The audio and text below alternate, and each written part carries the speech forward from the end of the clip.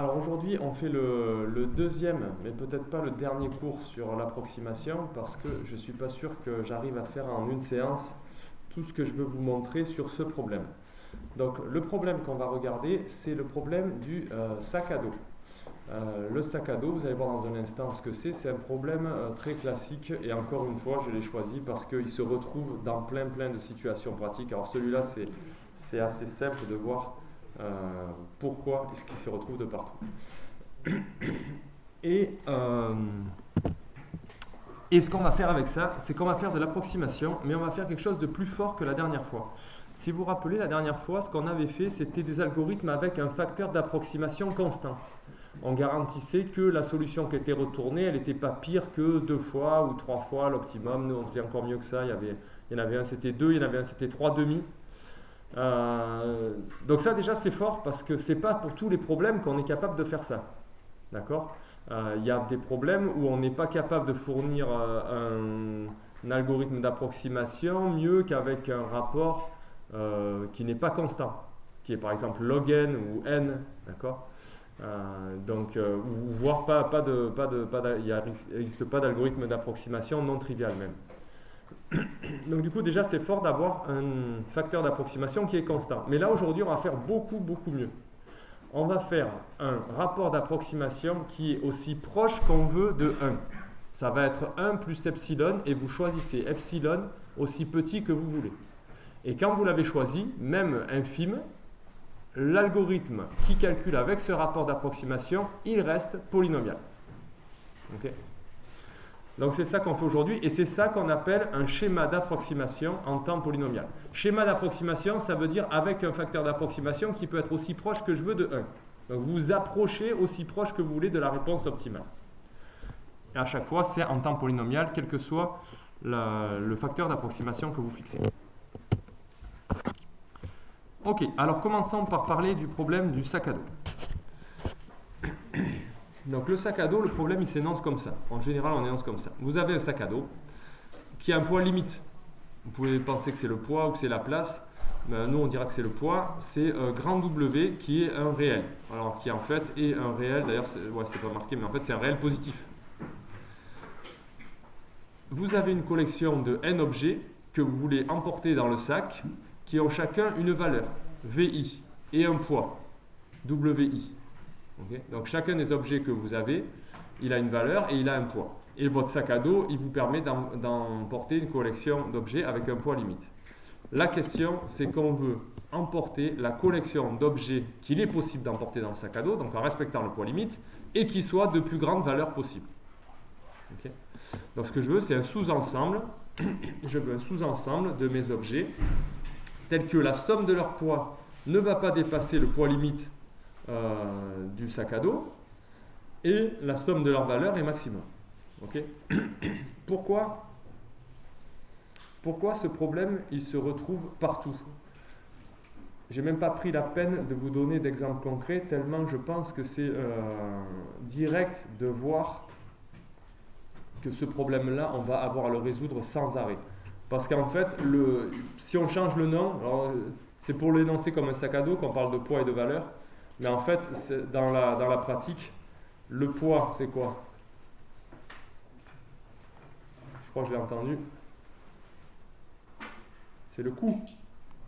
Le poids, c'est le coût. Vous allez faire des trucs, vous allez optimiser les ressources que vous utilisez, ça vous coûte quelque chose. Vous avez une quantité de ressources limitée. Voilà pourquoi le sac à dos, il a un poids limite. Okay ? Vous avez un nombre de serveurs limité, vous avez de l'argent limité, vous avez du temps limité, vous avez toujours quelque chose qui est limité. Donc ça, c'est le coût, le poids. Et la valeur, qu'est-ce que c'est ? Pour vous, dans ce que vous allez faire, ça sera l'utilité. Okay ? Donc vous avez une situation où vous voulez optimiser quelque chose. Ce que vous voulez optimiser, c'est l'utilité. Alors l'utilité au sens large, ça peut être la rentabilité, ça peut être l'efficacité pour l'utilisateur, etc. Et vous devez le faire à coût borné. Vous n'avez pas des ressources infinies. Okay ? Donc c'est ça qu'on fait en fait, c'est qu'on maximise l'utilité en ayant un coût qui est limité. On ne peut pas aller plus loin, on a des ressources qui sont limitées. Donc voilà pourquoi ça se retrouve partout. Le coût et l'utilité peuvent être variés à l'infini dans toutes les situations que vous pouvez imaginer. Ok. Un exemple. voilà une collection de 5 objets. Le premier, il a valeur 11, il a poids 1. Le deuxième, il a valeur 7, il a poids 4. Le troisième, valeur 18, poids 2, etc. Vous savez 5 objets et on se pose la question de faire un sac à dos. Alors j'ai pas mis, ah oui, ça c'est une erreur, ça. J'ai pas mis le W. Je crois que le W que j'avais choisi. Donc là, il faut un poids limite. Ça, c'est pas un problème qui est bien formulé. Il faut aussi un poids limite. Disons qu'on prend un poids limite 8. Donc la question, c'est qu'est-ce qu'on peut faire de mieux avec ce poids limite. Okay. Par exemple, je peux faire un sac à dos de valeur 22. Si je prends ces deux trucs-là, là, d'accord, je prends, je sais pas, moi je prends objet 4 et objet 5. Okay, ça c'est mon premier sac à dos. Objet 4 et objet 5. Donc là, j'ai le poids du sac à dos qui est inférieur à 8, parce qu'il fait exactement 8. D'accord. Et qu'est-ce que c'est la valeur du sac à dos? C'est 13 plus 9, 22. Okay, donc je peux faire 22. Est-ce que je peux faire mieux? Je peux prendre par exemple les 3 premiers objets. 4, 1 et 2. Ça me fait un poids 7. Donc si je fais un deuxième sac qui est objet 1, objet 2, objet 3, le poids de ce deuxième sac, ça va être combien? Ça va être 1 plus 4 plus 2 égale 7. C'est bon, c'est inférieur à 8. Et la valeur de ce sac, ça va être 11 plus 7 plus 18. 11 plus 7 plus 18 qui doit faire 36. Donc du coup, c'est mieux. Donc là, j'ai réussi à faire un sac de 36 en respectant ma contrainte. Et le mieux que je peux faire, c'est quoi? J'ai dû soigneusement éviter la meilleure solution, oui. 1, 3 et 4, exact. Donc si je fais un sac à dos 3 avec les objets 1, objet 2, objet... Non, pardon, t'as dit quoi? 1, 3, 4. Tu vois, je fais comme si je t'écoutais, finalement je ne fais pas ce que tu dis. Objet 3 et objet 4. Ça fait donc 1, 3, 4. Donc le poids, pardon, d'abord on calcule le poids. Le poids de ce sac 3, c'est 1 plus l'objet 3, il a poids 2, l'objet 4, il a poids 5. Donc on est sur 8 qui est inférieur ou égal à 8, ça c'est OK. Et la valeur de ce truc-là, la valeur de ce sac, c'est 11 plus 18 plus 13, qui doit faire 24 plus 18, 42. Et j'ai pas fait exprès. Ça, je pense que c'est optimal. Ok, donc on a fait un sac de poids 22, un sac de poids 36, un sac de poids 42, en respectant ces contraintes de poids limite pour le sac. Ça va pour le problème? C'est compris? Donc c'est ça qu'on va essayer de résoudre. Ça paraît vraiment basique comme problème. Hein, ça paraît vraiment basique quand même. Okay, chaque objet a un coût et une utilité. On veut maximiser l'utilité en ayant un coût fixé. C'est même pas on veut maximiser l'utilité par rapport au coût. On a un coût fixé et on veut maximiser l'utilité. Ben, CNP complet. Okay. Comme d'habitude, j'ai fait un abus de langage que je m'empresse de corriger. Qu'est-ce qui est NP complet? C'est de savoir s'il existe un sac de valeur supérieure ou égale à K. Okay. C'est ça le problème de décision. Dans la contrainte qui est fixée par l'entrée, qui a un poids limite. Okay. Est-ce qu'il existe un sac de valeur supérieure à K avec, bien sûr, avec la contrainte que le poids du sac, lui, est toujours inférieur à W. Ok, donc ce problème de décision, est-ce qu'il existe un sac de poids maximum W qui a une valeur supérieure ou égale à K? CNP complet. Donc c'est un peu décevant, mais ça met de l'eau à mon moulin sur le fait que, je vous ai dit, tout problème intéressant dans la pratique, il est dur en général. Celui-là, vraiment, quand on voit l'énoncé, ça paraît fou que ça, on ne puisse pas le résoudre efficacement. Quoi, d'accord? On va être obligé de faire des algos exponentiels pour résoudre ce problème. Alors, quelque part aujourd'hui, je vais quand même vous expliquer que votre première intuition, que le problème n'est pas si dur que ça, quelque part, elle est un peu vraie, puisqu'on va quand même faire le top de ce qu'on peut faire en approximation sur ce problème. On va l'approximer aussi proche qu'on veut de l'optimum, en restant à chaque fois avec un algo polynomial. Donc parmi les problèmes durs, quelque part, il a quand même des bonnes propriétés. Ok, donc voilà, c'est ça qu'on va faire. On va construire un schéma polynomial d'approximation. Ça veut dire un algorithme, mais en fait, ça veut dire une collection d'algorithmes, puisqu'à chaque rapport d'approximation que je vais vouloir fixer, aussi proche de 1 que je veux, par le epsilon, je vais avoir un algorithme qui correspond à epsilon. L'algorithme, il change légèrement. Il dépend du epsilon. Okay.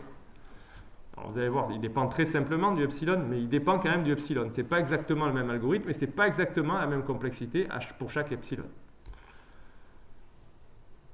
Ok. Allez, ben on fait ça alors. Ah oui, avant de faire ça. Juste pour dire que c'est vraiment génial quand même, si on arrive à faire ça. Si vous avez un algorithme avec un rapport d'approximation comme ça, un schéma polynomial d'approximation, c'est-à-dire un rapport aussi proche que vous voulez de 1. Ce qui est super par exemple, c'est que si vous avez plusieurs machines, okay, vous pouvez le faire tourner en parallèle par exemple, votre algo.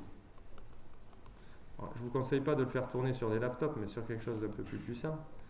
Moi je dessine des laptops quand même. Okay. Donc par exemple, vous pouvez faire un algo, donc puisqu'on a dit on a une collection d'algos, vous pouvez faire tourner votre algo avec un rapport aussi proche que vous voulez de 1. Donc par exemple, vous le faites tourner avec, je sais pas moi, un rapport d'approx 2, un rapport d'approx 1.5, à chaque fois c'est un algorithme différent, d'accord? C'est ce que j'ai noté dans la page d'avant, A2, A de 1.5, etc. Puis vous pouvez le faire tourner avec peut-être un rapport d'approx 1.2, et puis pourquoi pas 1.1, 1.01, 1.001. Okay. Vous le faites tourner avec tous ces trucs-là. Et vous regardez, vous fixez un temps.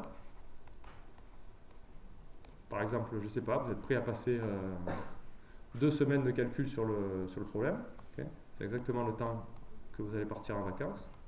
Vous faites tourner le run pendant que vous êtes parti, les runs en parallèle pendant que vous êtes parti en vacances. Quand vous revenez, qu'est-ce que vous avez?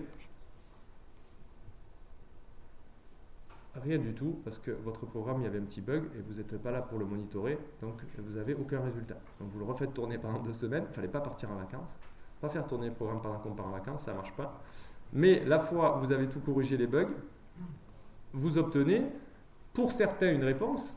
Alors, en fait, au plus, donc évidemment qu'on ne peut pas avoir le beurre et l'argent du beurre,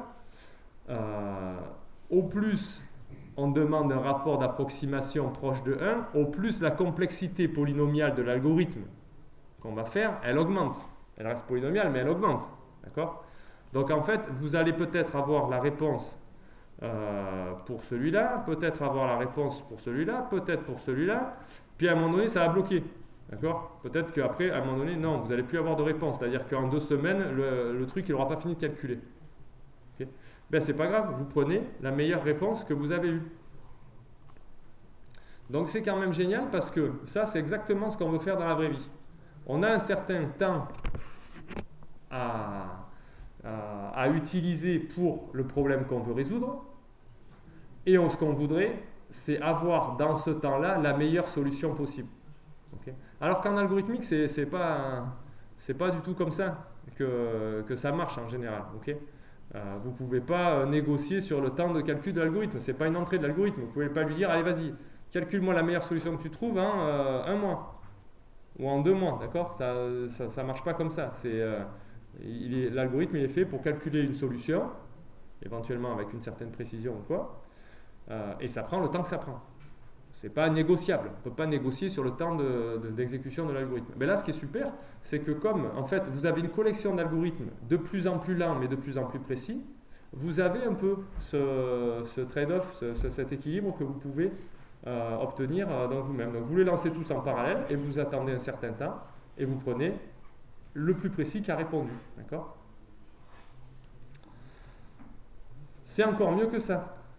C'est encore mieux que ça même. Si vous réfléchissez en pratique, Bon, vous allez regarder, vous en lancez, là j'en ai 5, mais vous en lancez 100, d'accord, de plus en plus précis. Puis vous apercevez que donc il y a ceux qui ont répondu, il y a ceux qui n'ont pas répondu, le monde se divise en deux là pour vous. Puis vous apercevez que dans ceux qui ont répondu, là il y en a 45 qui ont répondu. Les 30 premiers, ils ont répondu des trucs différents, puis au bout d'un moment, ils commencent à tous répondre pareil.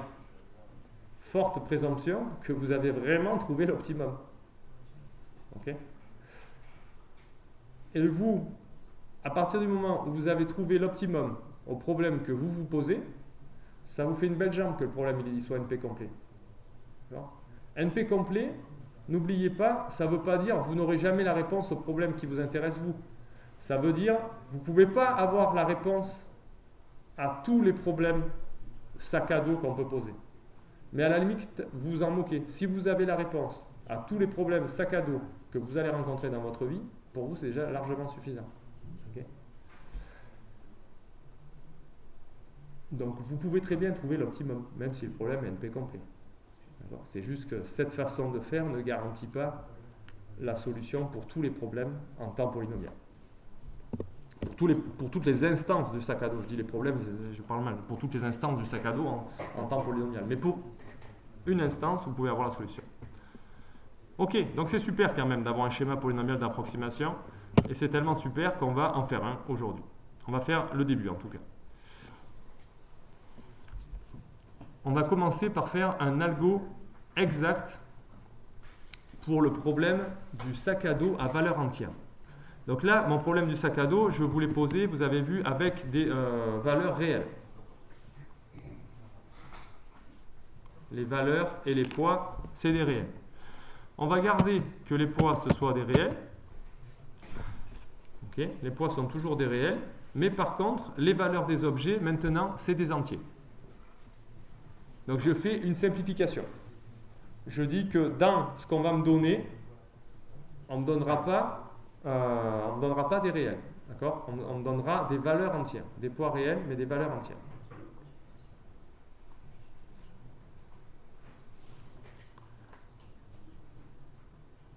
Quand on fait ça, quand on fait cette simplification, le problème, il reste quand même NP complet. Okay ? Même avec des valeurs entières. Et on va faire un algo pour le résoudre de façon exacte. Donc l'algo, il ne peut pas être polynomial, il est exponentiel. Mais ça ne se voit pas. Donc vous me direz pourquoi est-ce qu'il est exponentiel ? Parce qu'on dirait qu'il est polynomial. Pour faire un algo, on dirait qu'il est polynomial, mais ce n'est pas vrai. Ouais, dites-moi, il y a un truc qui vous chiffonne ou... Posez des questions, hein, si y a quelque chose qui vous arrête. N'hésitez pas. Donc c'est clair sur ce qu'on fait, je continue sur ça. Donc problème du sac à dos, poids réel, valeur entière. Donc l'algo qu'on va faire, il le résout de manière exacte dans cette complexité. N carré V étoile, où V étoile, c'est le max des valeurs. C'est le max des valeurs des objets que vous m'avez donnés. Okay. L'approche qu'on va utiliser, c'est par programmation dynamique. Donc ça vous fait un autre exemple de comment on peut utiliser la programmation dynamique pour résoudre des problèmes difficiles. Dans la programmation dynamique, il faut toujours un problème restreint, okay, pour lequel on va trouver une formule de récurrence. Le problème ici, c'est un exemple qui est intéressant parce que le problème qu'on va prendre, c'est pas très direct sa définition. C'est pas un sous-problème. C'est pas je résous le problème du sac à dos sur les i premiers objets. C'est le problème du sac à dos mais renversé, tourné autrement. En l'occurrence, ce qu'on va vouloir déterminer, c'est qu'on va vous donner i. Alors i, c'est bien sur les i premiers objets. Donc on va résoudre le problème restreint sur les i premiers objets. Mais le problème qu'on résout, c'est pas le problème du sac à dos exactement. C'est que on se fixe pas de poids. Ce qu'on se fixe en fait, c'est une valeur. On veut un sac de valeur au moins V. Et on veut l'atteindre avec le plus petit poids possible. Donc c'est vraiment la réciproque du problème du sac à dos. Okay, dans le problème du sac à dos, on veut un sac de poids O plus W et on veut la plus grande valeur possible. Là, on veut un sac de valeur O moins V et on veut l'atteindre avec le plus petit poids possible. D'accord ? Donc c'est vraiment les deux visions complémentaires. Okay ? On cherche à optimiser le truc, mais ce qu'on fixe est différent. Dans le premier cas, il y a la contrainte qui est fixée en dur, le poids du sac ne peut pas dépasser ça. Dans le deuxième cas, il y a une autre contrainte qui est fixée en dur, c'est la valeur du sac, elle doit être au moins ça. Donc je fixe la contrainte soit sur le poids, soit sur la valeur. Pourquoi est-ce qu'on fait ça ? C'est pour arriver à trouver une formule de récurrence. Okay ? Alors que sur l'autre problème, je ne sais pas si c'est possible, mais c'est pas direct. Ok, donc sur la définition, donc le opt bar, c'est ça. Opt bar, c'est pour dire, c'est ce problème qui m'intéresse. C'est pas exactement sac à dos, c'est je veux valeur au moins V et je veux le plus petit poids possible pour l'atteindre. On va faire des formules de récurrence pour résoudre ce problème. Les formules, honnêtement, je ne sais pas ce que vous en pensez, mais elles ont l'air barbares. Okay ? C'est une bonne preuve qu'il ne faut pas avoir peur de l'écriture mathématique des choses, parce que derrière, vous allez voir que les idées, elles sont simplettes. Et j'ai dit simplettes, je ne dis même pas simple. C'est vraiment très très simple d'obtenir ces formules-là, alors que les formules, quand on les voit, on se dit mais qu'est-ce que c'est que ce truc ? Alors regardons et faisons formule de récurrence. Le principe, c'est toujours le même, c'est le même que celui qu'on a fait pour l'autoroute. Ah oui, alors au passage, vous avez vu ce truc-là, du coup, on ne traitera pas en TD. Je le fais en cours. C'était le deuxième exercice de TD, mais on ne le fera pas en TD, programmation dynamique. Mais je vais vous laisser un petit moment pour réfléchir quand même sur un exemple concret. Le principe de la formule de récurrence, là, on va appliquer le principe classique qu'on applique tout le temps. On discute sur... Donc on a restreint le problème à je vais regarder un truc d'optimisation sur les i premiers objets. On discute sur est-ce que je prends le im ou pas dans la solution. Okay. Bon, donc c'est ça ma question. Je vais diviser les solutions en deux. Soit je prends le im objet, soit je ne le prends pas. Okay. Ouais.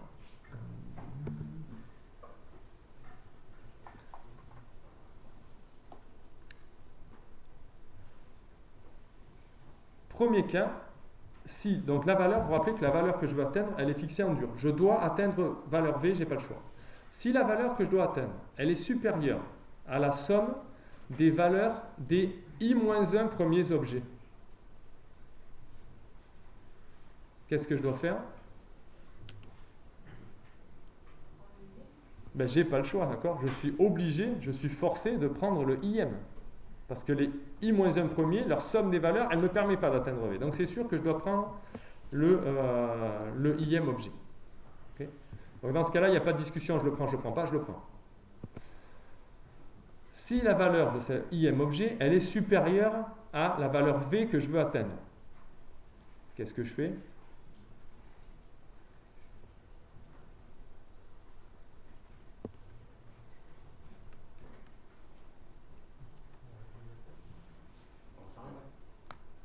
On prend quoi ? Oui ?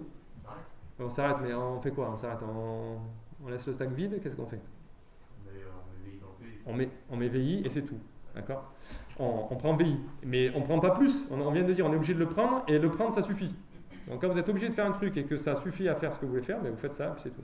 Donc dans ce cas-là, on prend que VI et du coup, l'optimum, notre problème renversé là, opt bar, c'est le poids de cet objet. Le meilleur poids que je peux faire, c'est le poids de l'objet W. Parce que je suis obligé de le prendre et quand je le prends, ça suffit.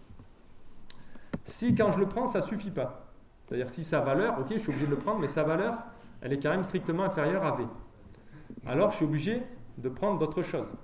Donc lui, je suis obligé de le prendre et je suis obligé de prendre d'autres choses. Donc qu'est-ce que je vais prendre pour le reste ? Je veux faire valeur V. Je suis obligé de prendre l'objet numéro I qui a pour valeur VI. On prend l'optimum sur quoi, tu dis ? Sur I-1, en effet. Et quelle valeur je cherche à atteindre maintenant ? V moins VI, exact. Okay. Pourquoi ? Parce que j'ai déjà pris l'objet de truc VI. Donc le poids de mon sac, ça va être que WI, parce que je suis obligé de prendre l'objet I, quand je le prends, il me rapporte valeur VI. Moi, je veux aller jusqu'à V. Donc maintenant, il me reste juste à réaliser V moins VI. Et pour réaliser ça, j'ai les I-1 premiers objets. Okay, donc voilà, voilà dans ce cas-là ce que vaut opt_bar de IV. Okay, il vaut ça. Ça, c'était dans le cas où je suis obligé de prendre l'objet I. On a fini. Soit il suffit, soit il ne suffit pas. Ça y est, c'est une déjonction de cas complète. Maintenant, il reste le cas. Donc du coup, pardon, voilà, oui. Le truc, voilà. Pourquoi la formule elle est barbare? Parce qu'en fait, elle est résumée comme ça. Ces deux cas, si je veux les écrire en une seule formule, c'est possible, mais c'est pas beau. Et c'est ce que j'ai fait, parce que c'est ce que tout le monde fait. On écrit que dans les deux cas, opt_bar de IV, c'est WI plus opt_bar de I-1. Alors, on a envie d'écrire V moins VI, mais dans ce cas-là, il n'y a pas de terme.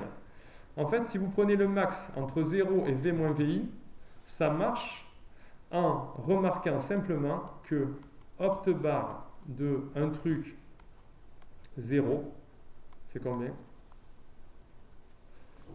0, vous vous rappelez là, le truc qu'on met à droite, c'est la valeur. Je veux atteindre valeur 0. C'est quoi l'optimum du poids? C'est 0, d'accord? Parce que j'ai toujours la solution, je ne l'ai pas dit au début, mais j'ai toujours la solution d'emporter un sac vide. Un sac vide, il a valeur 0, il a poids 0, par convention. Okay. Du coup, ici, en fait, regardez, quand VI est supérieur ou égal à V, ce machin-là, il est négatif. Okay. Dans le premier cas, où je ne veux pas le deuxième terme. Dans le premier cas, si VI est supérieur à V, ce truc-là, c'est négatif, d'accord? Dites-moi oui pour me faire plaisir. Ouais. Du coup, le max entre 0 et un truc négatif, c'est 0. Donc je me retrouve à faire optimum de un truc 0. Et on vient de dire ça, c'est 0.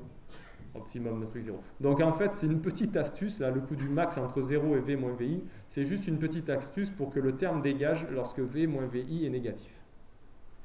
Okay. Donc c'est laid, c'est pour ça que la formule aussi elle est particulièrement laide, mais en fait il n'y a rien derrière, c'est juste que dans un cas c'est ça et dans un cas c'est ça. Ok. Ça permet d'écrire les choses de façon plus compacte. Mais en fait, je ne suis pas fan de ce truc-là. Mais bon.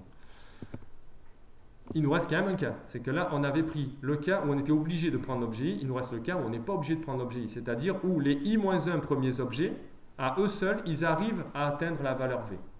Okay. Donc, dans ce cas-là, eh ben, on discute. Soit on prend l'objet I, soit on ne le prend pas. Si je prends l'objet I, ben, je reviens dans ce cas-là. Dans le cas où j'étais forcé de le prendre, les formules, c'est les mêmes. Okay. Donc si je prends l'objet I, ben, l'optimum c'est exactement la formule que j'ai trouvée quand je prends l'objet I. Okay. Parce que là c'est juste ça qu'on a fait. On a dit ok, on prend l'objet I. Bon ben voilà, on discute. Alors l'objet I suffit pas. Là la discussion est la même. Okay. L'autre cas c'est je décide de ne pas prendre l'objet I. Alors si je décide de ne pas prendre l'objet I, ça on l'a pas encore fait. Si je ne prends pas l'objet I, qu'est-ce que je prends?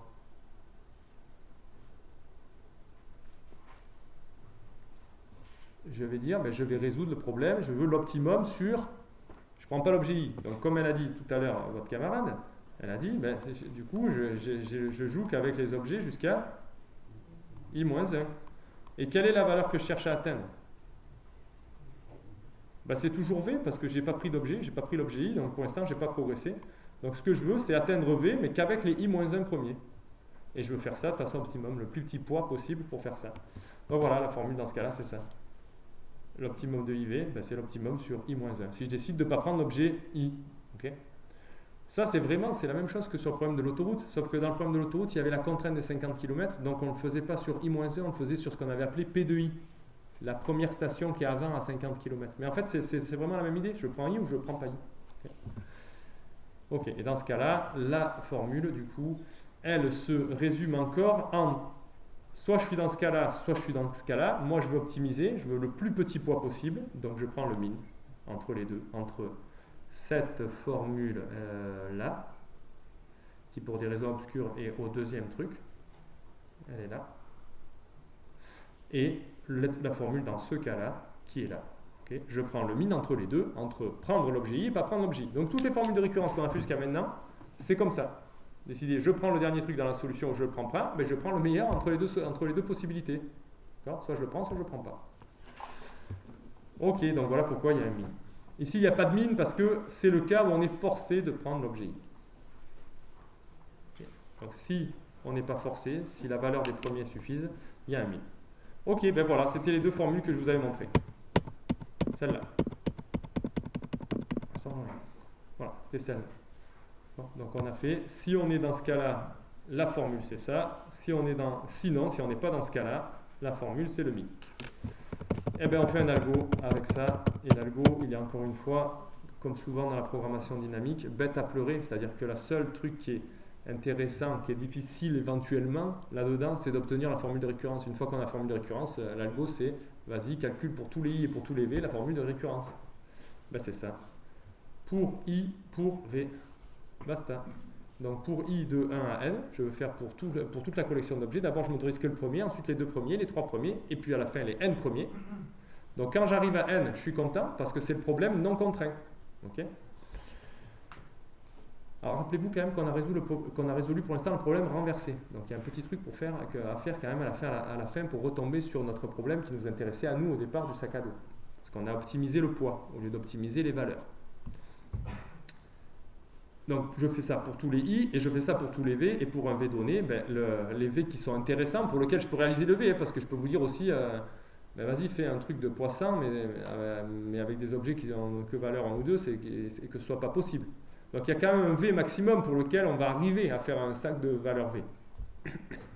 Le v maximum, c'est ça. Quand vous considérez le problème jusqu'aux objets i, c'est la somme des valeurs des i premiers objets. Pas la peine d'essayer d'aller plus loin. Okay. Donc voilà, pour v de ça à ça, vous faites la formule de récurrence. Si v est plus grand, alors vous faites la première formule. Sinon, vous faites la deuxième formule, celle où il y a le min. Quand vous avez fini, vous avez calculé opt bar de iv pour tous les i et pour tous les v. Bravo. Mais ce n'était pas la question posée. Nous, ce qu'on voulait, c'était l'optimum. Ce que j'ai peut-être pas appelé d'ailleurs, ce qu'on appelle opt, qui est l'optimum de l'autre problème, celui où je fixe le poids et je veux optimiser la valeur. Comment je retombe sur le premier? Pour n'importe quel i et n'importe quel v,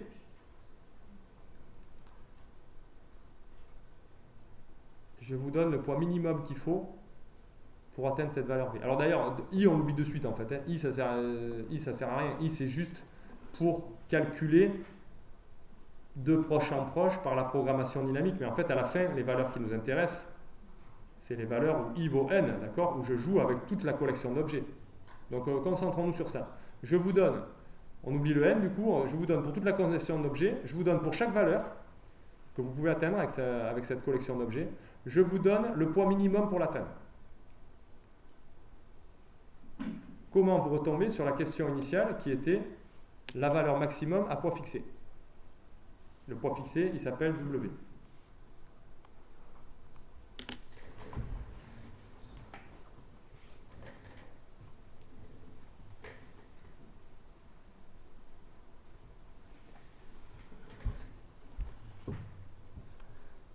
Voilà, je suis content, je vous ai bien embrouillé alors qu'en fait c'est très simple. Je vais essayer de vous désembrouiller. C'est juste parce que ça fait trop de mots en fait. Ce qu'il faut voir, c'est qu'il y a une table. Okay, à la fin, c'est une table, ce machin-là. À la fin, c'est une table. Et là, ce que vous avez sur le côté, c'est les valeurs. Okay, ici, c'est les valeurs. Ça commence à valeur 1 et puis ça va à la plus grande valeur qu'on peut faire avec tous ces objets. Okay, peut-être ça commence même à valeur 0, pour valeur 0, pour valeur 1. Et à chaque fois, ce que j'écris dans la table, c'est, étant donné une valeur, K, ici, ce que je vais écrire, c'est le poids minimum qu'il faut pour atteindre cette valeur. Mais moi, ce n'était pas tout à fait la question que je vous avais posée. Moi, je vous avais fixé un W et je vous demandais c'est quoi la plus grande valeur que vous pouvez atteindre avec ce W. Comment on peut utiliser cette table pour répondre à la question initiale?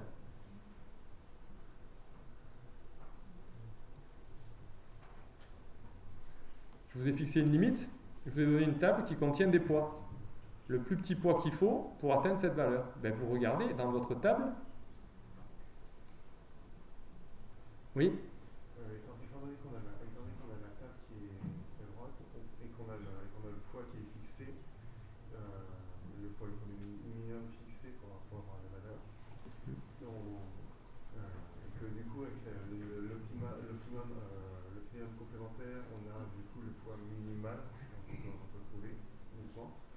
coup, il faut qu'on regarde dans la table pour quelle valeur on filtre. On va regarder uniquement les valeurs les valeurs V qui ont le poids minimal W. Et on va prendre. Ce qui est un poids max W. Et du coup, on prend la valeur V la plus grande.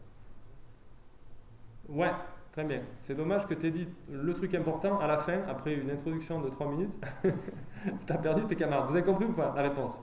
La réponse, du coup, on l'entend pas trop parce qu'on écoute le début, mais c'est à la fin quelle est la réponse. Votre camarade, il dit il faut regarder les W. Vous regardez tous ceux qui sont inférieurs à la limite que vous êtes fixée et vous prenez le plus haut dans la table, c'est-à-dire celui qui permet d'atteindre le plus grand V. C'est ça la réponse. Ok? Pour chaque valeur, vous avez le poids minimum qu'il faut pour atteindre cette valeur. Et vous avez un poids fixé. Ben, vous regardez le plus haut que vous pouvez monter dans la table, c'est tout. D'accord? Avec ce point-là. Alors en plus, il y a un truc qui, quand on le fait en vrai, il y a un truc qui est encore plus facile, c'est que cette table, elle est croissante. Les W dedans, ils sont croissants. D'accord? Parce que si vous voulez atteindre un poids, si vous voulez atteindre une valeur plus grande, vous ne pouvez pas le faire avec un poids plus petit que pour la valeur précédente. Okay? Donc en plus, les poids, ils sont croissants. Donc repérer le maximum jusqu'où on peut aller, c'est très simple. On parcourt depuis le début. La première fois qu'il y en a un qui est plus grand que notre limite, on s'arrête, on revient à la case d'avant. C'est ce que dit ça.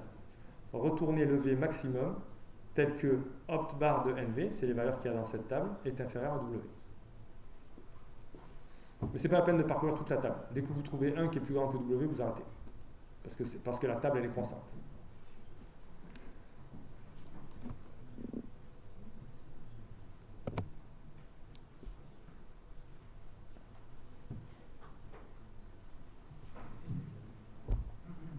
Allez, ben c'est le moment pour s'amuser.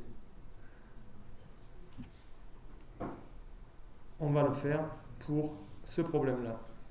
Je vous pose ce problème-là. Je voudrais faire l'algo de programmation dynamique. Donc ici, ce que j'ai en bas, c'est les I. Et ce que j'ai là, c'est les V.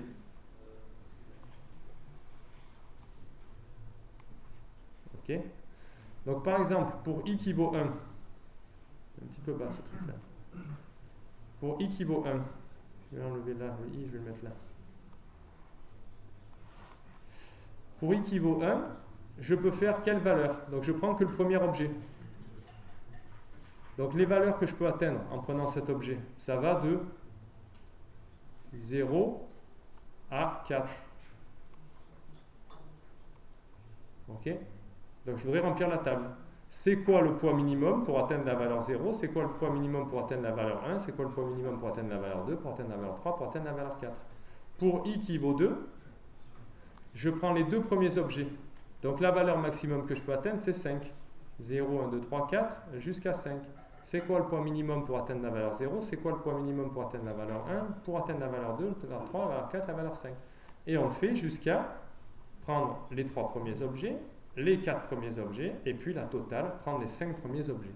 Quand je prends les 5 premiers objets, la valeur maximum que je peux atteindre, c'est possible à atteindre, c'est 2 plus 5 plus 3 plus 1 plus 4, c'est 15.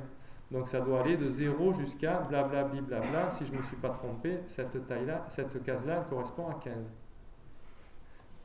Et voilà, c'est quoi la meilleure? Je vous laisse 5-10 minutes pour remplir cette table.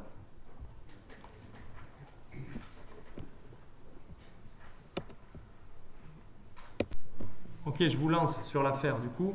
Donc on a dit la première case, pour atteindre poids 0, c'est clair que je peux le faire avec un sac vide. Donc ici, il y aura toujours des zéros. Ensuite, premier truc intéressant, c'est pour atteindre poids 1. Donc je le fais en commençant le cas où je ne m'autorise que le premier objet. Si je veux atteindre poids 1, je n'ai pas le choix, il faut le prendre ce premier objet. D'accord? Donc son poids, c'est combien? C'est 2. Donc le poids de mon sac, ce sera 2. Pour atteindre la valeur 2, ben aussi, il faut que je prenne l'objet. D'accord? Je dépasse, j'atteins un sac de valeur 4, mais j'atteins au moins 2. Et il n'y a qu'une façon de faire, c'est prendre l'objet. Donc en fait, là, il n'y a pas de suspense. Partout ici, il y aura le poids du premier objet. Dans la deuxième colonne,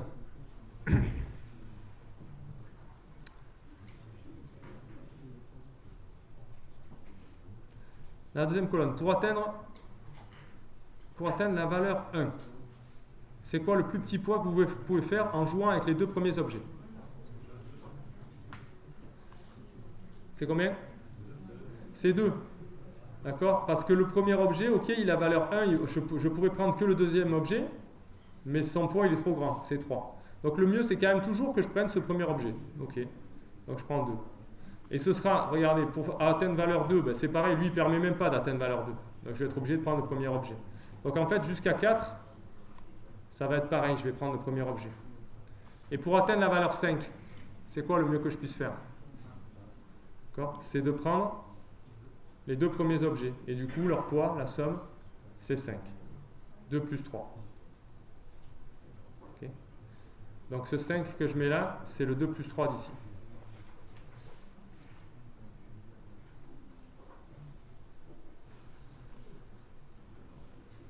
Pour les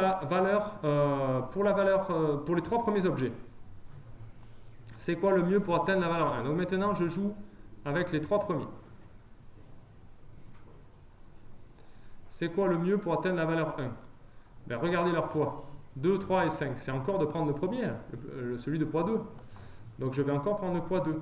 C'est le plus petit poids parmi les trois objets. Et ça va encore être comme ça jusqu'à 4 du coup. Ensuite, si je veux atteindre la valeur 5, je ne peux plus prendre que le premier objet. Alors, qu'est-ce que je peux faire? Je peux prendre le premier et le deuxième. Ça me fait poids 5. Ou je peux prendre, mais si je ne prends pas ça, je vais me retrouver à prendre l'objet de poids 5. Et là, ça va faire 5 plus 2 ou 5 plus 3. Ça va être plus gros. Okay. Donc, pour faire 5, le mieux, c'est encore de prendre les deux premiers objets. 2 plus 3, 5. Pour faire 6, je ne peux plus prendre les deux premiers objets. Pour faire 6, regardez, j'ai pas trop le choix, j'ai valeur 4, 1, 3. Il faut que je prenne le troisième et le premier, si je veux atteindre 6. Je ne peux pas atteindre 6 sans prendre le troisième et le premier. Donc, pour atteindre 6, la somme, ça sera 2 plus 5, 7. Et même, je peux atteindre 7 avec ce truc-là. D'accord? Je peux atteindre aussi la valeur 4 plus 3, 7. Donc jusqu'à 7, jusqu'à valeur 7, le mieux ce sera de prendre les deux premiers objets qui ont poids 7. Et si je veux atteindre poids 8, ben comme d'habitude, là je suis arrivé à la dernière case du tableau, ça veut dire qu'il faut prendre tout le monde. Donc pour atteindre poids 8, je suis obligé de prendre la collection des trois premiers objets, et ça, son poids c'est 10. Ok? Donc là j'utilise pas bien l'algo. Ok? J'utilise pas bien l'algo. On va commencer à utiliser l'algo pour ça. Je vais vous faire des exemples pour ça. Donc pareil, si je veux atteindre valeur 1,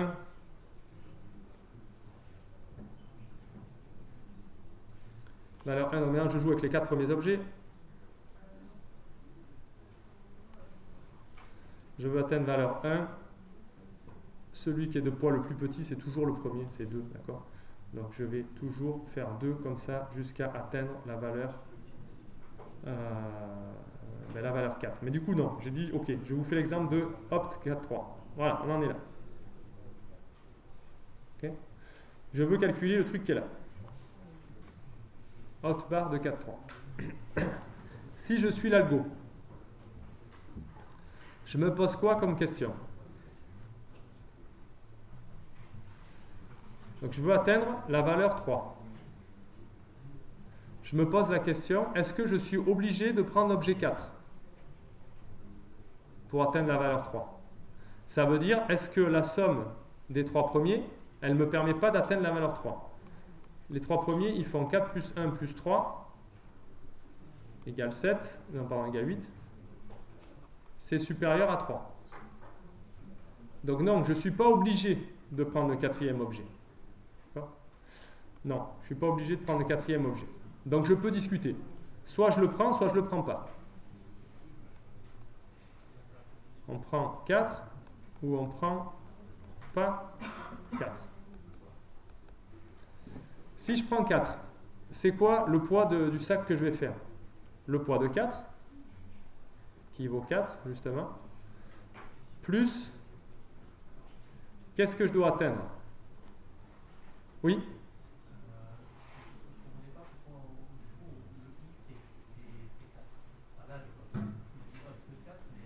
Là, le premier, c'est I. C'est opt de I, V. Donc le premier te dit le nombre d'objets avec lequel tu joues, et le deuxième te dit la valeur que tu cherches à atteindre. Oui, ça, je suis d'accord. Quand on dit on prend 4, on prend les 4 premières valeurs ou on prend la valeur VI4? On prend l'objet numéro 4. On joue avec les 4 premiers objets. La question qu'on se pose, c'est je prends le dernier ou je ne prends pas. C'est comme ça que j'ai construit la formule de récurrence.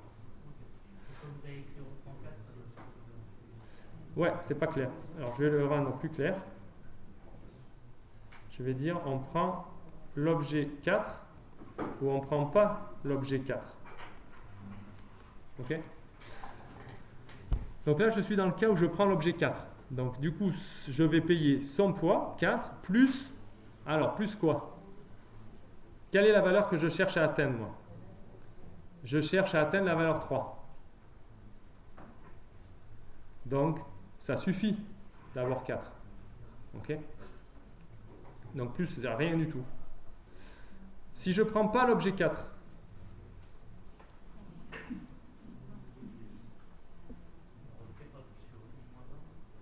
exactement, je vais regarder opt bar de i-1, c'est-à-dire 3, pour atteindre la valeur 3. Et ça, j'ai déjà calculé. C'est là. Ok?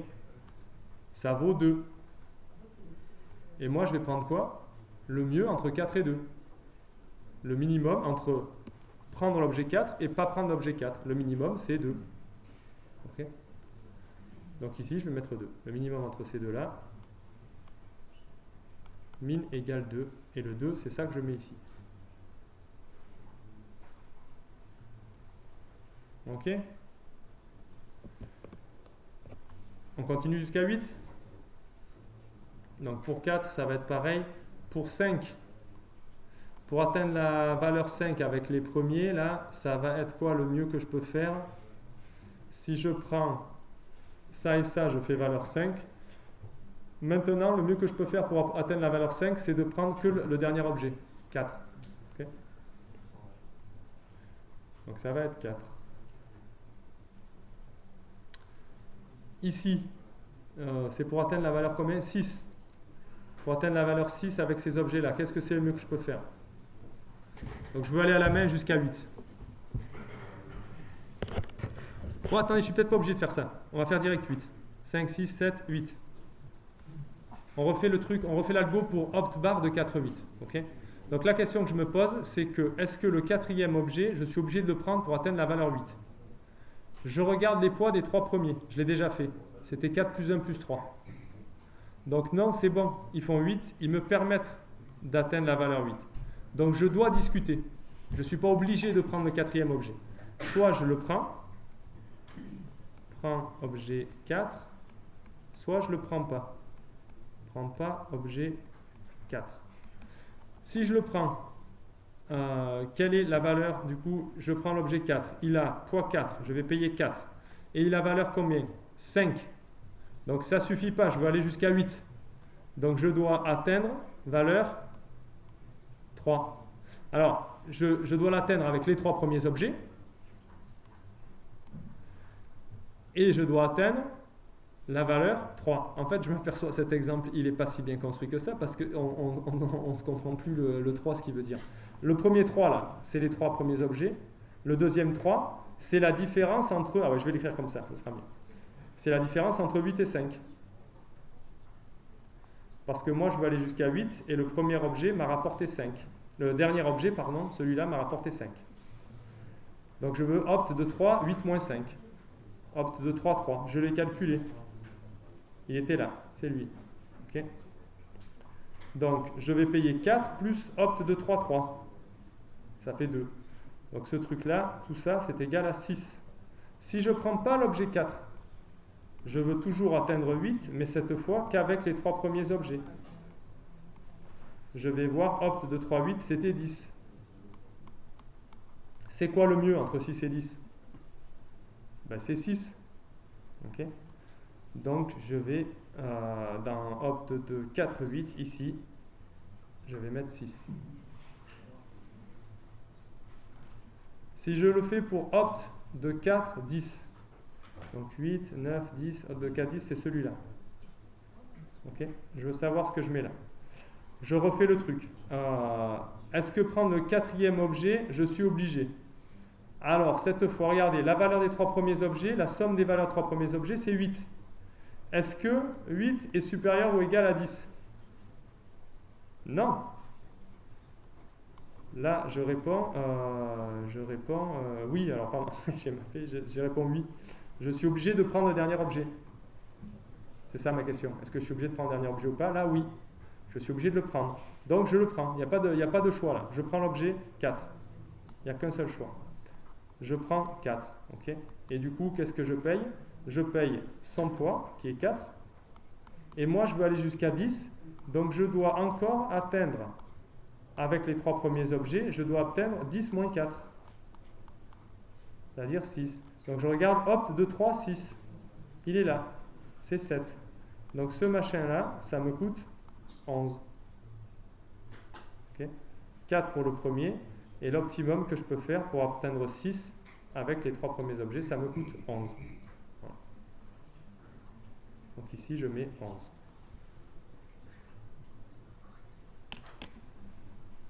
Ok, c'est comme ça qu'on construit la table. Oui.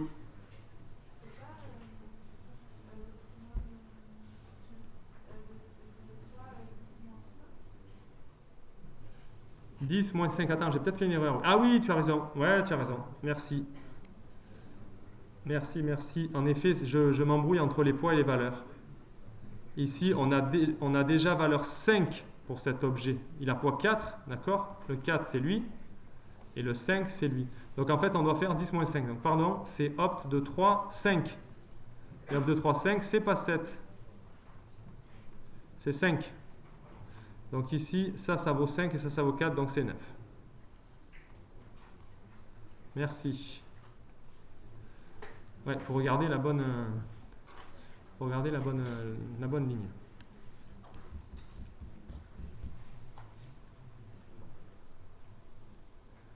Est-ce que c'est plus clair ou pas?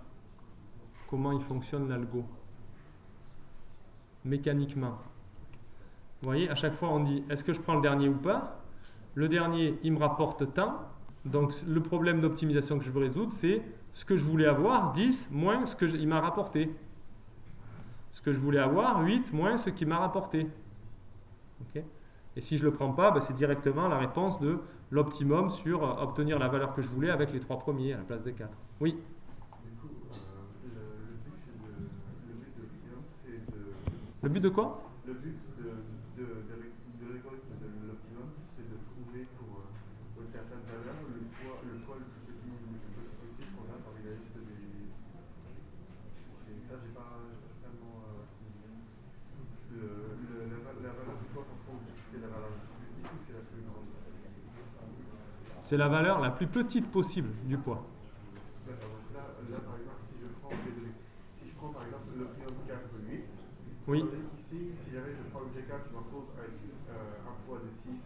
Mais si je ne prends pas l'objet 4, je me retrouve avec un poids de 10. Voilà. Du coup, je prends uniquement le premier parce que du coup, la valeur du poids sera la plus faible. Exactement. C'est pour ça qu'on calcule le minimum à chaque fois entre ces deux trucs. Ok, c'est le minimum quoi. Ouais, le minimum.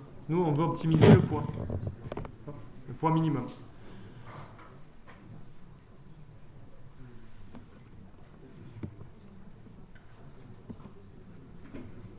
Ok. Est-ce que vous avez d'autres questions sur ça? Oui. Alors attendez, faites un peu le silence, j'entends pas votre camarade, même pas la question. Le 5 dans le 10-5 ici, là, c'est ça? Celui-là. Donc le 5 ici, c'est le fait que quand tu décides de prendre l'objet 4, il te rapporte la valeur 5. Donc ce 5, c'est le 5 bleu d'en haut là. Parce que tu veux atteindre 10, mais maintenant, comme tu l'as pris, tu dois atteindre plus que 10 moins 5. Okay. Donc voilà pourquoi tu t'intéresses à opt de 3, 5. Ici.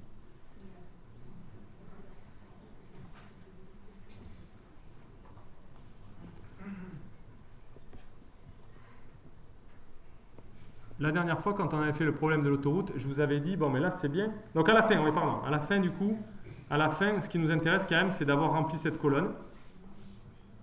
Et dans cette colonne, c'est là qu'on va chercher la plus grande valeur qui est plus petite que la valeur limite qu'on nous a donnée. Donc si par exemple, je ne sais pas moi, je ne vais pas le faire sur... le problème c'est que je n'ai pas rempli entièrement les colonnes, que je ne veux pas perdre de temps à toutes les remplir. J'aurais dû prendre sous la main la solution. Bon, c'est pas grave. Donc si par exemple, je me donne un poids limite de 7, mettons que là-dedans, je vais chercher la plus grande valeur. Enfin, je vais monter le plus dans la table tant que les valeurs qui sont inscrites sont inférieures à 7. Okay. Donc vous voyez que les valeurs elles sont croissantes dans toutes les colonnes. 0, 2, 2, 2, 2, 5, 7, 7, 10. C'est dans toutes les colonnes, c'est comme ça, c'est croissant. Donc je vais monter jusqu'à ce que j'arrive à 7. Je ne sais pas moi si par exemple c'est là, si c'est 7 ici et puis c'est 8 ici, eh ben, je dirais ok, le V c'est celui-là, c'est V égale 8, 9. V égale 9. Okay. Donc ça, c'est l'optimum que je peux atteindre avec le poids 7.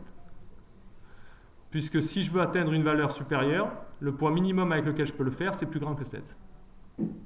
Okay. Pour ça que le problème renversé, le opt-bar permet de répondre à la question. Si on va le prendre comme ça, peut-être ce sera plus clair.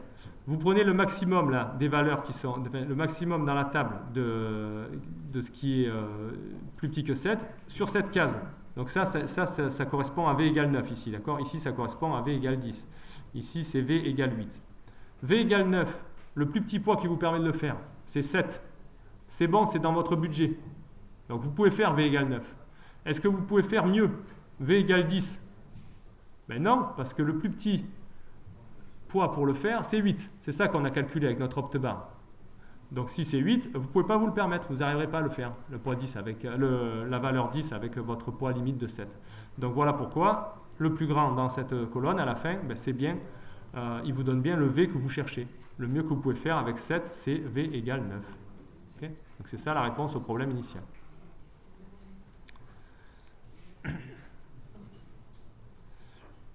Est-ce que vous avez remarqué, donc les valeurs dans les colonnes sont croissantes. Est-ce que vous avez remarqué que sur une ligne, de gauche à droite, c'est décroissant ? Pourquoi c'est forcément décroissant de gauche à droite sur une ligne ? Je prends n'importe quelle ligne. Ici, vous voyez 5, 5, 4. Là, ici, ça, je sais que c'est plus petit, inférieur ou égal à 4. Pourquoi ? Parce qu'on ne peut pas faire pire en se donnant plus de possibilités. Exactement. Parce qu'au plus on va vers la droite, dans les colonnes de droite, au plus j'ai le droit d'utiliser d'objets. Donc comme tu dis, au moins le problème il est contraint, au plus j'ai de possibilités, et du coup je ne peux pas faire moins bien que ce que j'ai fait avant. Donc le poids minimum, il est forcément mieux que le poids minimum que j'ai calculé dans la case de gauche. Ok, très bien. Pourquoi est-ce que j'avais mis une deuxième table ici ? C'est parce que il y a encore une chose qu'on aimerait avoir quand même. Je vais pas m'appesantir là-dessus. Il y a encore une chose qu'on aimerait avoir, c'est bien de savoir quelle est la valeur optimum que je peux atteindre, mais moi je voudrais aussi savoir avec quels objets je vais pouvoir l'atteindre.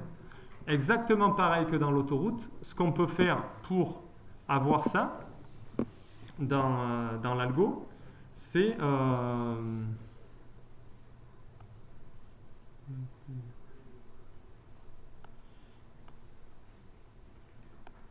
ce qu'on peut faire pour avoir ça dans l'algo, c'est simplement de retenir à chaque fois le choix qu'on fait et de retenir le dernier objet qu'on a utilisé dans notre solution. Donc, si je passe dans cette ligne, donc je vais prendre comme d'habitude là, ce que j'avais appelé prum et que maintenant j'appelle dern, le dernier objet qui est utilisé dans la solution UV, si je passe dans cette ligne là, ici, c'est quoi le dernier objet que j'utilise, que je décide d'utiliser ?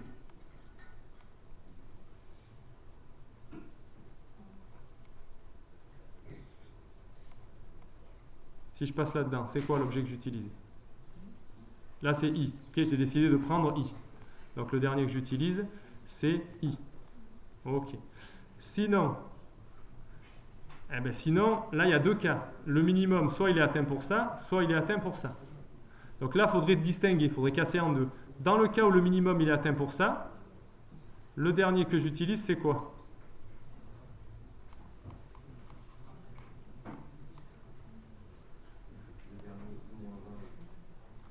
C'est le dernier dans la solution optimale de pour i-1v. D'accord? Donc c'est le dernier de i-1v. Et si je décide que le minimum il est atteint pour cette partie-là de la formule, dans ce cas-là, je prends l'objet i. Donc dans ce cas-là aussi, le dernier de iv, ça sera i. Et comme ça, ça me permet aussi de reconstruire entièrement ma solution.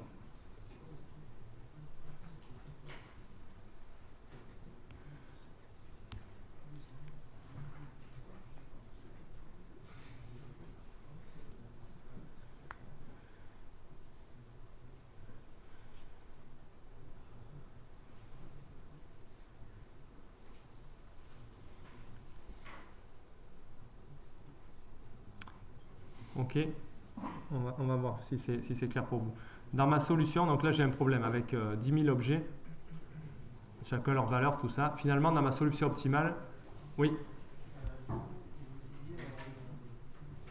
Là, on a juste gardé en mémoire le dernier, mais vous parliez, on aimerait bien voir l'ensemble de Exactement, c'est ça, c'est ma question, elle va dans ce sens-là. Voir, oui.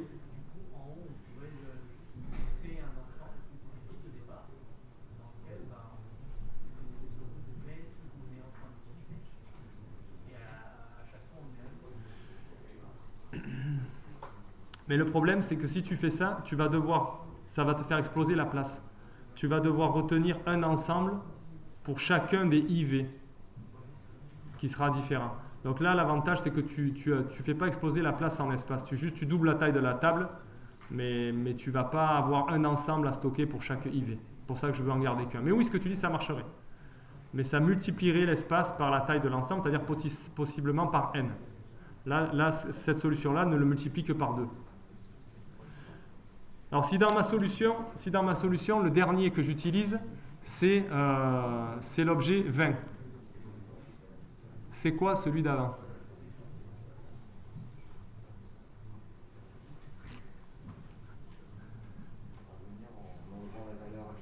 Ouais, c'est ça. Il faut dire, maintenant, je vais m'intéresser à la solution 19, la valeur que je voulais, moins la valeur de l'objet 20. Si, c'est i-1, je pense. Mais le dernier, c'est 20, donc c'est 20 moins 1. Celui d'avant que tu utilises. Donc le dernier, c'est 20. Celui d'avant, il est parmi les 19 premiers. Et c'est l'optimum c'est le mieux pour atteindre la valeur que tu voulais, moins 20. Moins la valeur de 20. Ici, il y a toujours un i-1 là dans mes formules. C'est pas le dernier. Ah non, parce que c'est pas 20 quoi. Toi, tu voudrais mettre 20 là? Non, justement, dernier de 20V.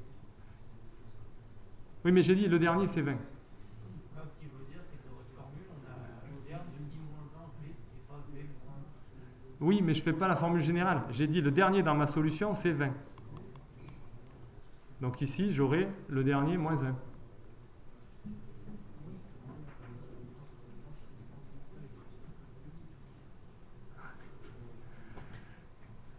Je ne veux pas faire la formule générale.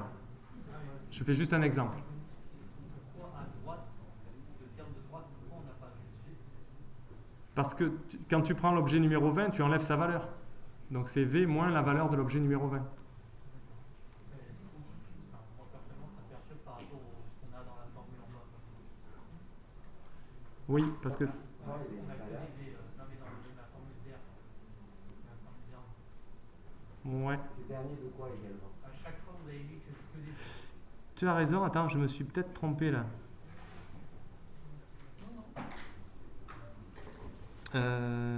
Si, non, mais là je me suis trompé là. Hein. T'as raison. Pas normal ça. Ah oui, pardon.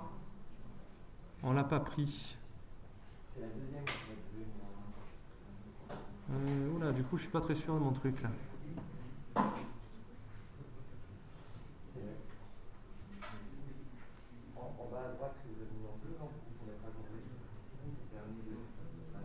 Non, non, là je pense que ça c'est correct du coup maintenant. Ouais, non, j'ai rien oublié là. Non, mais ça aussi c'est correct. C'est le dernier que je vais prendre. Si j'ai pris ça, je l'enlève, voilà. Non, je pense que c'est quand même correct. Mais du coup, j'aurais dû préparer mieux et vous faire la formule générale, mais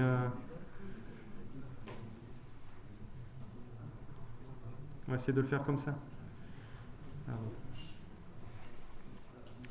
si j'ai pris l'objet K dans ma solution, celui d'avant que j'ai pris, je pense que c'est le dernier de K-1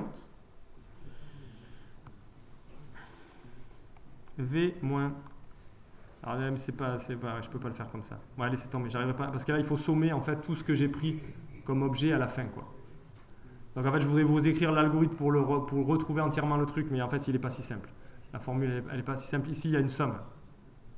Il y a une somme pour tous les derniers objets que j'ai déjà identifiés. J'ai déjà pris leur valeur. Donc c'est ça que je dois enlever. Donc c'est ok, c'est miteux. Désolé pour ça, j'aurais dû mieux préparer le truc ou peut-être ne pas vous le montrer. Mais ce que je voulais dire, c'est qu'il y a quand même la même façon de reconstruire toute la solution qu'on a en ne traçant que le dernier que j'utilise. Je pourrais avoir une table de plus pour dire le dernier que j'utilise dans chacune des solutions. Si je retiens ça, j'arrive à tout reconstruire, mais en effet que la formule de reconstruction, elle n'est pas aussi simple que ce que je voudrais faire. Mais il faudrait une petite boucle encore, dire ok, je pars du dernier de mes n objets pour atteindre ma valeur v, et je les retrouve tous avant en faisant un truc, en actualisant une variable ici, etc. Bon. Ok. Si vous voulez, je vous le mettrai mieux sur. Je vous mettrai un petit document sur le web qui fait la formule, qui fait l'algorithme modifié à la formule. Ok, terminons avec cet algo. Donc du coup, l'analyse de complexité de l'algorithme. Donc la ligne ici, on l'a fait n fois. Ok, la ligne 4. La boucle de la ligne 5.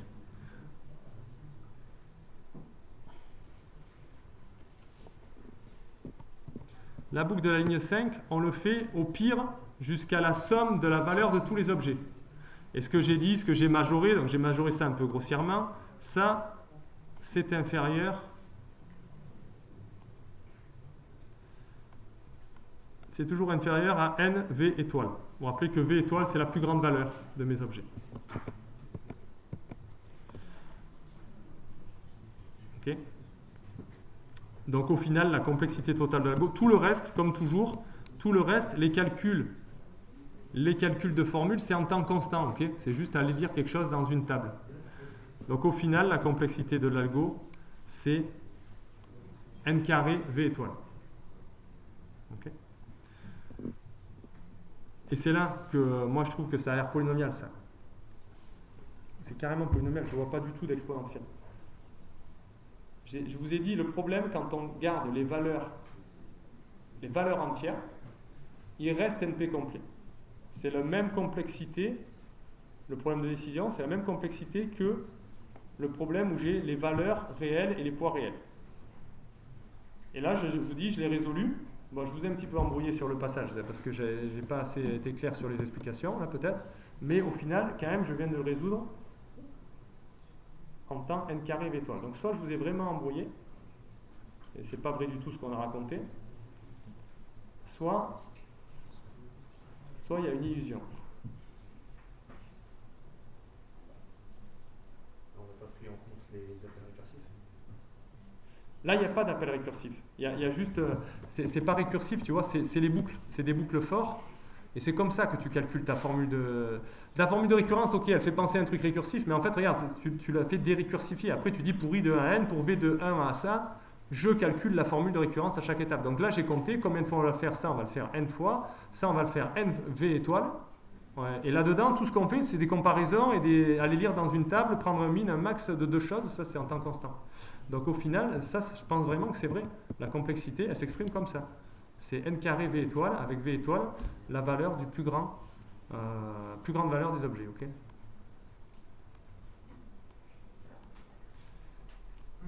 Donc peut-être les gens ils se sont trompés, peut-être ils disent que le problème il est NP complet, c'est pas vrai, peut-être pas NP complet. Peut-être qu'il est vraiment NP complet et qu'on a vraiment fait un algo polynomial. Cling, cling, 1 million de dollars.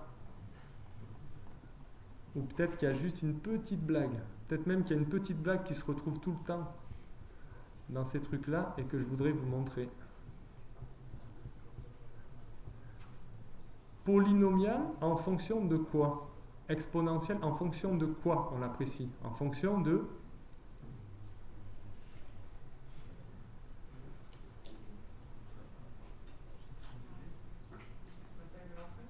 la taille de l'entrée. Donc il ne faut pas oublier de se poser la question, c'est quoi la taille de l'entrée? Okay. Alors, la taille de l'entrée, c'est quoi?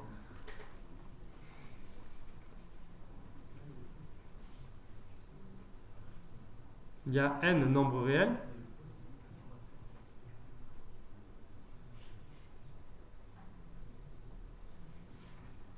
Et puis il y a n nombres entiers.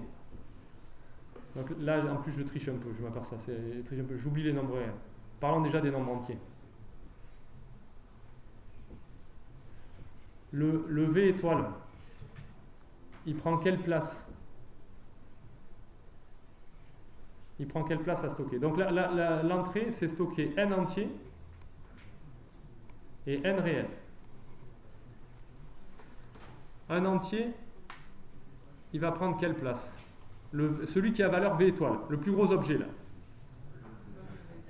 Combien? Je le stocke en log de V étoile. D'accord? Donc l'entier V étoile, dans l'entrée, il prend une place seulement log de V étoile et non pas V étoile. Donc V étoile, en fonction de la taille de l'entrée, la taille de l'entrée, c'est plutôt en log des valeurs. Ok? Oui. Pardon? Ouais. Pour stocker un entier de valeur P, il faut combien de bits? 8? Ah, pourquoi tu dis ça? Ça dépend de P. Ok? Donc on ne le fait pas sur des mots de taille fixe. Ça va prendre log de P bits. Un entier de taille n, je le stocke en log n. Ok? Donc c'est pour ça que je dis qu'un entier de valeur V étoile, je le stocke en place log de V étoile. Et au final, du coup, ce V étoile, c'est l'exponentielle du log de V étoile. Donc en réalité, V étoile, il dépend exponentiellement de la taille de l'entrée. Exponentielle en la taille de l'entrée. Parce que la taille de l'entrée, elle dépend que logarithmiquement de la valeur des objets. Donc en fait, ce truc-là, c'est exponentiel. À cause du V étoile. Okay. Le n, ok, c'est polynomial parce que la taille de l'entrée, ça va vraiment être n fois la taille que je stocke pour les trucs. Mais le V étoile, il est exponentiel en fonction de la taille de l'entrée. Est-ce que c'est compris pour tout le monde, ça? Ça, c'est un truc important parce que sinon, c'est source de beaucoup d'incompréhension et ça fait des grosses blagues. Vous voyez, sinon, on a résolu un algo NP complet en temps polynomial. Et il y en a plein de fois, ça va nous arriver. Ce qu'il faut penser, c'est que la taille de l'entrée, c'est la taille du codage. Donc, quand il y a des nombres dans l'entrée, c'est la taille des nombres qui compte. D'accord? Et le nombre V étoile, sa taille, elle est beaucoup plus petite que V étoile. C'est log de V étoile. Okay. Ça va? Non, vous pouvez expliquer sur V étoile, s'il vous plaît. Ok. On va prendre un exemple, on va instancier V étoile. Disons que c'est 1000. Okay. Combien de bits il te faut pour stocker le nombre 1000? Ça, je l'ai, l'histoire des bits, mais... Ben, c'est juste sur ça que ça joue. C'est-à-dire que là j'ai marqué V étoile, il vaut 1000, mais en fait la place qu'il prend dans l'entrée, c'est pas 1000, c'est 10 bits. Et donc, moi ce qui m'intéresse, c'est de compter la complexité de l'algorithme en fonction de la taille de l'entrée. Donc la taille de l'entrée, là, c'est 10 bits, c'est pas 1000 bits. Donc la taille de l'entrée, c'est log de V étoile, c'est pas V étoile.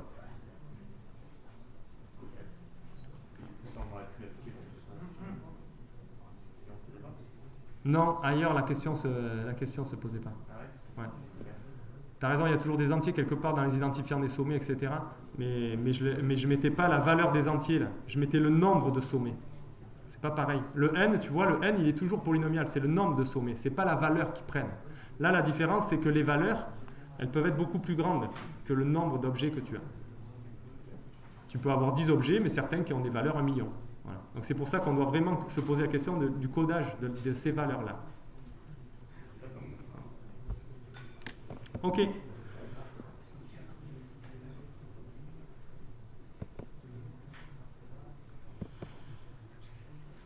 Ok, donc voilà. On a fait un algo exact de complexité exponentielle dans le cas où les valeurs sont entières. La prochaine fois, on va utiliser cet algo pour faire notre schéma d'approximation. Okay. Et pour avoir une approximation aussi proche qu'on veut de l'optimum en se ramenant à un problème où les valeurs sont entières. On s'arrête là? Oui. C'est ça.